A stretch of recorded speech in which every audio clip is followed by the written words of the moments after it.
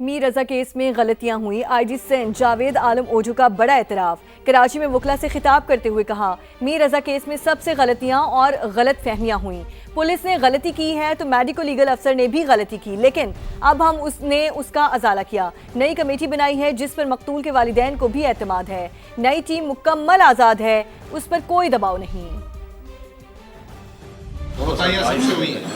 Health department में medical legal ऑफिसरों ने कोताहियाँ की हैं। मैंने जिस तरह कहा कि कोताहियाँ होती हैं, लेकिन उसका फिर हम तदारुक करते हैं, तो हमने तदारुक किया है। नई कमेटी जिस पे सबसे ज़्यादा बड़े स्टेक होल्डर उसमें वालिदैन हैं, उन्होंने उस पर तसल्ली का इजहार किया है अभी तक, और इंशाल्लाह मैंने टीम को कहा है कि आप ओपन माइंड के साथ देखें, इसको वेरीफाई कर लें। उन पर कोई प्रेशर नहीं है, और नई शुरू में इतना ऐसा कोई प्रेशर था, गलतफहमी की बुनियाद थी, और अगर इसमें कोई मुलविस पाया गया तो उसको हम स्पेयर नहीं करें। क्या मीर रजा केस ने पुलिस सिस्टम की नाकामी को बेनकाब नहीं कर दिया? क्या नाकामी और गलतियों पर कोई अफसर इस्तीफा देगा?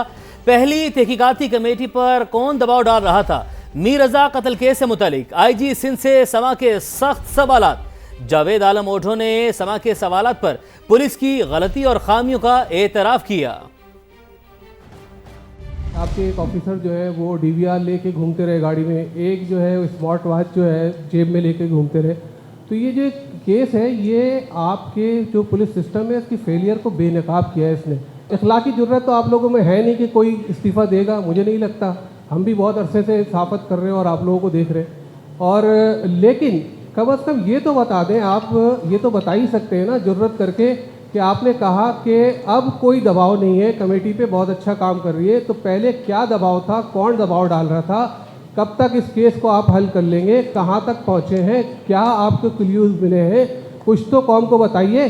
रिजवान, बड़ी मेहरबानी, आप हमेशा तीखे सवाल करते हैं। शायद सवाल तीखे हों, लेकिन उसमें इज़्ज़त और दूसरी वकार का पहलू मलहूज़ खातर रखा जाए तो बहुत बेहतर होता। किसी पे, पहली टीम पे भी दबाव नहीं था, मैंने खुद इंक्वायर किया है, दूसरी टीम पे भी नहीं था।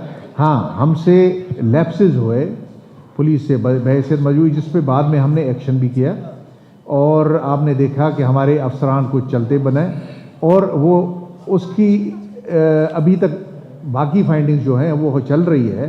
तो जैसे आएगा हम आपके साथ शेयर करेंगे ज़रूर। कराची में एक साल में 86,000 से ज़्यादा केसेस होते हैं, और अगर आप ये समझते हैं कि हर केस के बारे में 100% हर अफसर को पता होगा तो ये नहीं होता। केस पे ये नई टीम बिल्कुल, क्योंकि ये टीम में से कोई मेंबर हमने माजी का नहीं रखा, पूरी नई टीम की है। इस वजह से की है कि ये नए जाविये से हर चीज़ को दोबारा देखे, कुरेदे, और उसके बाद अपने ओपिनियन पहुँचे। इंशाल्लाह ऐसे ही होगा, और जब आएगा तो आपके साथ 100% पहले हम शेयर करेंगे। मीर रजा कातिल केस में पहली बड़ी कार्रवाई। मकतूल का पहला पोस्टमार्टम करने वाले जिना अस्पताल के मेडिको लीगल अफसर डॉक्टर उसामा को ओहदे से हटा दिया गया। शवाही छुपाए या किसी को बचाने के लिए गलत रिपोर्ट बनाई। रिपोर्ट में गलती हुई या संगीन गफलत। इंक्वायरी कमेटी के सामने कई सवालों के जवाब भी देना होंगे। मीर रजा के फोन और स्मार्ट वॉच की इंक्वायरी के लिए FIA और NCCIA से मामलत ली जाएगी। तेजाब की बोतलों का भी केमिकल एग्जामिन करवाया जाएगा। डिजिटल करेंसी की मनी ट्रेल भी हासिल की जाएगी। मर्डर क्यों हुआ, मर्डर किसने किया वो बताएं। डॉक्टर उसामा किधर है, क्यों वो सामने नहीं आ रहा? जब जाओ तो वहाँ पर हॉस्पिटल में अवेलेबल नहीं है, वो गायब है। कहाँ गायब है? पोस्टमार्टम को किसने डाइवर्ट किया है? कौन जूनियर बनता था वो उसामा? मीर रजा का बेदर्दी से कत्ल, केस खराब क्यों किया? MLO ने शवाहिद छुपाए या किसी को बचाने के लिए गलत पोस्टमार्टम रिपोर्ट बनाई? केस में पहली बड़ी कार्रवाई। MLO जिना अस्पताल डॉक्टर उसामा ओहदे से फारिग। हुक्काम जिना अस्पताल के मुताबिक डॉक्टर उसामा को मुबैना गफलत और गलतियों पर इंक्वायरी कमेटी में पेशी भुगतना पड़ेगी। इंक्वायरी कमेटी पोस्टमार्टम में गलतियों से मुताल्लिक सवाल करेगी। मीर रजा का पहला पोस्टमार्टम डॉक्टर उसामा ने ही किया था, और गलतियों से भरी रिपोर्ट ने पूरे केस को गुमराह किया था। अदालती हुक्म पर कब्र कुशाई के बाद दूसरी पोस्टमार्टम रिपोर्ट में हकाइक सामने आने पर बनने वाली नई कमेटी ने केस की 80 तहकीकात शुरू कर रखी है। नई टीम जाए वक़ुआ से मिलने वाली तेजाब की बोतलों का भी केमिकल एग्जामिन करवाएगी। डिजिटल करेंसी की मनी ट्रेल भी हासिल की जाएगी। मीर रजा के मोबाइल फोन और स्मार्ट वॉच की इंक्वायरी में मावनत के लिए FIA और NCCIA को भी शामिल कर लिया गया है। National cyber crime investigation agency के मुताबिक मीर रजा के खिलाफ कोई डेटा मौजूद नहीं है। डेटा की फराहमी के लिए NCCIA को SSP इन्वेस्टिगेशन कोरंगी ने खत लिखा था। इसी हवाले से पेशरफ्त का जायजा लेने मीर रजा के वालिदैन भी NCCIA के दफ्तर पहुंचे। मीर रजा के वालिद का पुरानी तहकीकाती टीम को शामिल तफ्तीश करने का मुतालबा। कहा अल्लाह करे नई तहकीकाती टीम पहले जैसी ना हो। पुरानी तहकीकाती टीम ने हमारे 11 रोज ज़ाया किए, उसे शामिल तफ्तीश करना चाहिए। DSP आफरीदी मेरी बेटी से मीर रजा की डिजिटल वॉच लेकर गए, उनसे पूछताछ करनी चाहिए। सारी चीज़ें अब हमने नई जो कमेटी बनी है उनको फिक्स एंड पैकेट दे दिए। अल्लाह करे कि ये पुरानी टीम की तरह ना हो और पुरानी टीम को तफ्तीश में लिया जाए। SHO फिरोजाबाद को, गुलिस्तान जौहर के SHO को, समीउल्लाह को और जुबैर साहब को, इनको लिया जाए बिल्कुल, क्योंकि इन्होंने हमारे 11 दिन जो है वो बिल्कुल वेस्ट किए। DSP जो आफरीदी हैं उनको भी लिया जाए जी बिल्कुल। वो और SHO साहब जो है वो वॉच ले गए थे, तो उसमें से चीज़ें निकाल के मीडिया में चलाई जा रही थी, तो वो क्यों? IG साहब का भी बनता है कि जवाब दें कि उन्होंने तो और 6 तारीख को अपने इंटरव्यू में ये बोला कि हम तो पहुंच गए हैं, हमने तो सुराग लगा लिया। किस चीज़ का सुराग लगा लिया? तो बहुत सारी इसमें चीज़ें जो है ना वो हुकूमत ने और पुलिस ने मिलके इसको केस का रुख बदलने की कोशिश की। रिपोर्ट के ज़रिए की, रात के 12 बजे अंधेरे में। उसके बाद उनकी टीम जो बनाई गई उसने किया। तो हम अभी तक जो ट्रस्ट लेवल है ना वो हम कायम नहीं कर पा रहे। इनको हम अपनी बच्चे की शहीद की लाश पे खेलने नहीं देंगे। इन्वेस्टिगेशन साफ और शफाफ चाहिए, इसके कातिल जिंदा चाहिए। मीर रजा केस में गलतियां हुई, IG सिंध जावेद आलम ओझू का बड़ा एतराफ़। कराची में वकला से खिताब करते हुए कहा मीर रजा केस में सबसे गलतियां और गलत फहमियां हुई। पुलिस ने गलती की है तो मेडिको लीगल अफसर ने भी गलती की, लेकिन अब हम उसका अजाला किया। नई कमेटी बनाई है जिस पर मकतूल के वालिदैन को भी एतमाद है। नई टीम मुकम्मल आज़ाद है, उस पर कोई दबाव नहीं। कोताहियां सबसे हुई हैं। हेल्थ डिपार्टमेंट में मेडिकल लीगल ऑफिसरों ने कोताहियां की हैं। मैंने जिस तरह कहा कि कोताहियां होती हैं लेकिन उसका फिर हम तदारुक करते हैं, तो हमने तदारुक किया है नई कमेटी जिस पे सबसे ज़्यादा बड़े स्टेक होल्डर उसमें वालिदैन हैं। उन्होंने उस पर तसल्ली का इजहार किया है अभी तक, और इंशाल्लाह मैंने टीम को कहा है कि आप ओपन माइंड के साथ देखें, इसको वेरीफाई कर लें। उन पर कोई प्रेशर नहीं है और नई शुरू में इतना ऐसा कोई प्रेशर था, गलतफहमी की बुनियाद थी, और अगर इसमें कोई मुलविस पाया गया तो उसको हम स्पेयर नहीं करें। क्या मीर रजा केस ने पुलिस सिस्टम की नाकामी को बेनकाब नहीं कर दिया? क्या नाकामी और गलतियों पर कोई अफसर इस्तीफा देगा? पहली तहकीकाती कमेटी पर कौन दबाव डाल रहा था? मीर रजा कत्ल केस से मुतालिक IG सिंध से समा के सख्त सवालात। जावेद आलम ओझो ने समा के सवालात पर पुलिस की गलती और खामियों का एतराफ़ किया। आपके एक ऑफिसर जो है वो DVR लेके घूमते रहे गाड़ी में, एक जो है स्मार्ट वॉच जो है जेब में लेके घूमते रहे।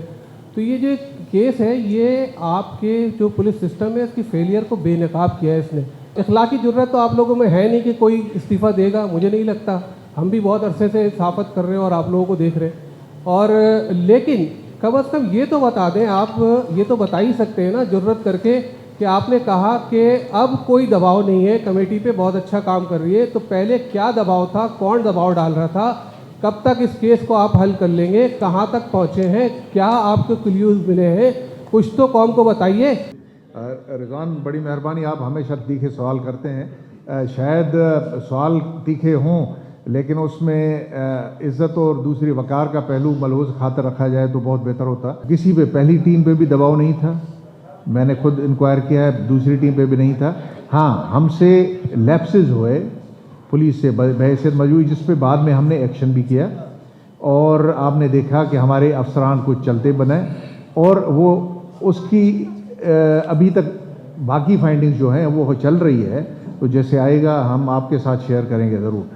कराची में एक साल में 86,000 से ज़्यादा केसेस होते हैं, और अगर आप ये समझते हैं कि हर केस के बारे में 100% हर अफसर को पता होगा तो ये नहीं होता। केस पे ये नई टीम बिल्कुल, क्योंकि ये टीम में से कोई मेंबर हमने माजी का नहीं रखा, पूरी नई टीम की है। इस वजह से की है कि ये नए जाविये से हर चीज़ को दोबारा देखे, कुरेदे, और उसके बाद अपने ओपिनियन पहुँचे। इंशाल्लाह ऐसे ही होगा, और जब आएगा तो आपके साथ 100% पहले हम शेयर करेंगे। मीर रजा केस में हुकूमत की नाअहली नजर आ रही है। वारदात में जो भी शामिल हैं उनको सामने लाना होगा। सूबा इंतजामी तौर पर नाकाम हो चुका। सिंध असम्बली में अपोजिशन लीडर अली खुर्शीदी की गुफ्तगू, कहा यह पहली बार नहीं हुआ, अब ऐसे नहीं चलेगा, कहीं तो बंद बांधना होगा। सूबा इंतजामी तौर पर फेल हो चुका है। मीर रजा वाले केस की मैं बात करूं तो इस पे गवर्नमेंट की इनकम्पिटेंस नजर आ रही है।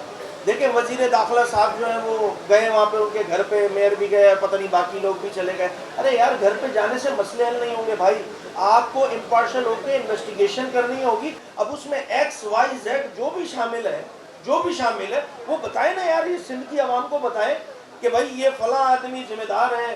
ये कोई पहली बार नहीं हुआ, इस सूबे में लॉ एंड ऑर्डर की सिचुएशन आपके सामने है, तो कहीं तो बंद मानना होगा ना। ये हर दफा ऐसे ही हियर एंड देयर करके 8-10 दिन बाद गुजार के सारे मामला खराब करने वाली बात है। इनफ इज इनफ, अब स्टॉप लगाना होगा। अब जो करता धरता है ना, उनको भी ये तय करना होगा कि इस तरह नहीं चल सकता भाई। बलूचिस्तान में बम धमाके और सिक्योरिटी फोर्सेस के ऑपरेशन में फितनल हिंदुस्तान के 18 दहशतगर्द मारे गए। ISPR के मुताबिक जिला सोराब में दहशतगर्दों की बारूद से भरी गाड़ी तैयारी के दौरान फट गई, जिससे 8 दहशतगर्द हलाक हो गए। धमाके से 3 शहरी भी शहीद हुए। क्लियरेंस ऑपरेशन के दौरान फरार होने वालों का सुराग लगाकर मजीद 10 दहशतगर्दों को ठिकाने लगा दिया गया। शदीद फायरिंग के तबादले में 2 बहादुर जवान भी जख्मी हुए।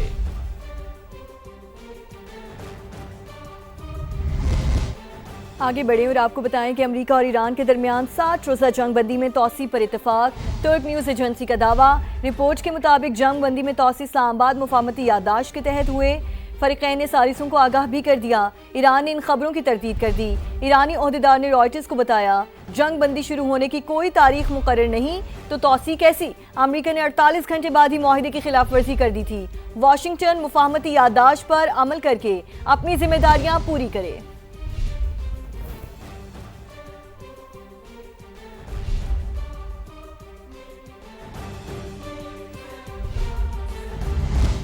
वज़ीर दाखिला मोहसिन नकवी की ईरान की सुप्रीम नेशनल सिक्योरिटी काउंसिल के सरबराह मोहसिन रज़ाई से मुलाकात। पाकिस्तानी क़यादत का अहम पैगाम मोहसिन रज़ाई को पहुंचाया। मेजर जनरल मोहसिन रज़ाई ने मौजूदा इलाकाई सूरत हाल में पाकिस्तान के किरदार को सराहा। पाकिस्तानी हुकूमत, मुसल्लह फ़ौज और अवाम को आलम इस्लाम के अजीम असासे करार दिया। बड़े इस्लामी ममालिक पर इस्लामी इत्तेहाद और हम आहंगी को तक़वियत देने पर जोर दिया। मोहसिन नकवी ने दो तरफ़ा ताल्लुकात की मजबूती में सदर पेज़ेश्कियान के किरदार को कलीदी करार दिया। मोहसिन नकवी ने तेहरान के बाद मशहद का भी दौरा किया और इमाम रज़ा के रोज़े पर हाज़िरी दी। आगे बढ़े और आपको बताएं, वज़ीर आज़म ने Pakistan first national youth employment policy का इजरा कर दिया। ख़वातीन के लिए 35% कोटे का ऐलान। मज़ीद 1000 नौजवानों को सरकारी खर्च पर IT की जदीद तालीम के लिए चीन भेजा जाएगा। इस्लामाबाद में नौजवानों के आलमी दिन पर तकरीब से खिताब में शहबाज शरीफ ने कहा, 7 लाख लैपटॉप्स मेरिट पर तकसीम किए। इस साल बच्चों को 2.5 लाख क्रोम बॉक्स दिए जाएंगे।